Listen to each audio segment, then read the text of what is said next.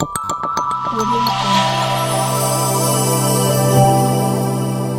Jungle. Incentivize the employers to create more jobs. The aim is to create around 3.5 crore jobs over the next 2 years, out of which around 1.9 crores will be first timers. There are two parts to the scheme. Part A is the incentive to the employees. Each new employee, each new joinees in the EPFO will get an incentive of 1 month pay subject to a ceiling of rupees 15,000 if they complete 1 year of service. The part B of scheme is incentive to employers. Each employer will receive a benefit of up to rupees 3,000. For each new additional employee, they can sustain up to 6 months. This is the basics of the scheme. Now going into the details, part A of the scheme will be for employees who has. மத்திய அரசு உற்பத்தி துறையில் சிறப்பு கவனம் செலுத்தி அனைத்து துறைகளிலும் வேலைவாய்ப்பு உருவாக்கம், வேலைவாய்ப்பு திறன் மற்றும் சமூக பாதுகாப்பை மேம்படுத்துதல் ஆகியவற்றை அதிகரிக்கும் PM விக்ஷித் பாரத் ரோஸ்கார் யோஜனா திட்டத்திற்கு ஒப்புதல் அளித்துள்ளது. இந்த திட்டத்தின் கீழ் முதல் முறையாக பணியமர்த்தப்படுபவர்களுக்கு 1 மாத ஊதியம் ரூபாய் 15,000 வரை வழங்கப்படும். அதே வேளையில் கூடுதல் வேலைவாய்ப்பை உருவாக்குவதற்காக நிறுவனங்களுக்கு 2 ஆண்டுகள் வரை ஊக்கத்தொகை வழங்கப்படும். உற்பத்தி துறைக்கு மேலும் 2 ஆண்டுகளுக்கு நீட்டிக்கப்பட்ட சலுகைகள் வழங்கப்படும்.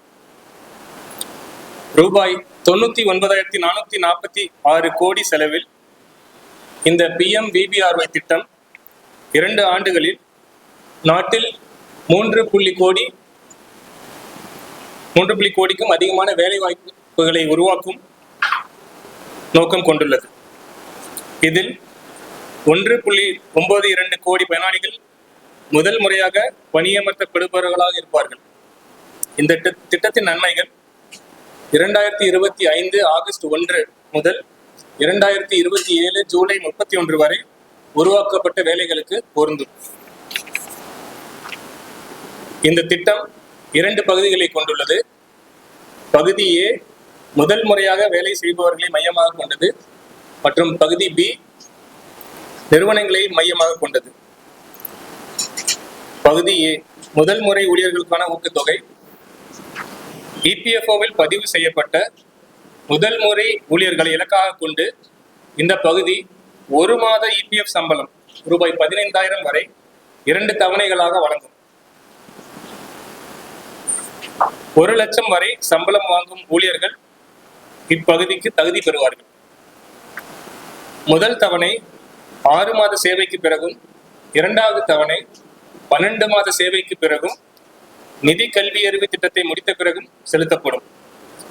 சேமிக்கும் பழக்கத்தை ஊக்குவிக்கும் வகையில் ஊக்கத்தொகையின் ஒரு பகுதி ஒரு குறிப்பிட்ட காலத்திற்கு வைப்புத்தொகை கணக்கில் சேமிப்பு கருவியில் வைக்கப்படும்.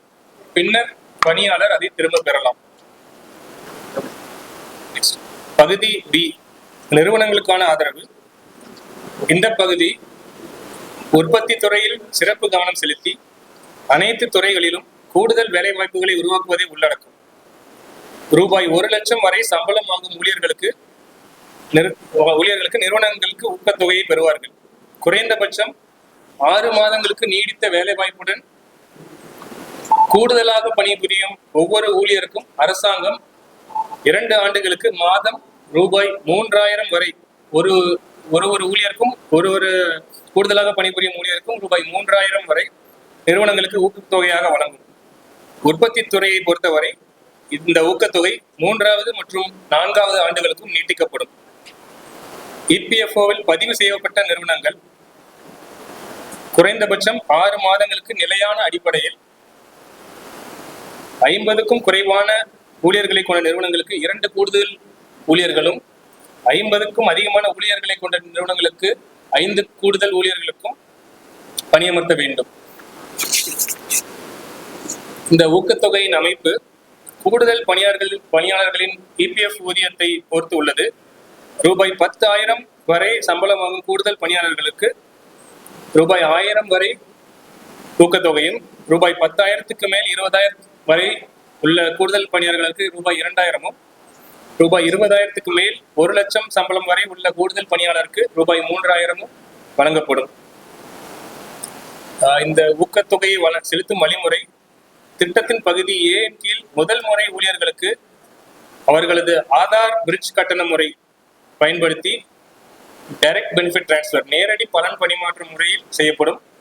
பகுதி B இன் கீழ் நிறுவனங்களுக்கு அவர்களது பேன் இணைக்கப்பட்ட வங்கி கணக்குகளில் நேரடியாக செலுத்தப்படும். நன்றி.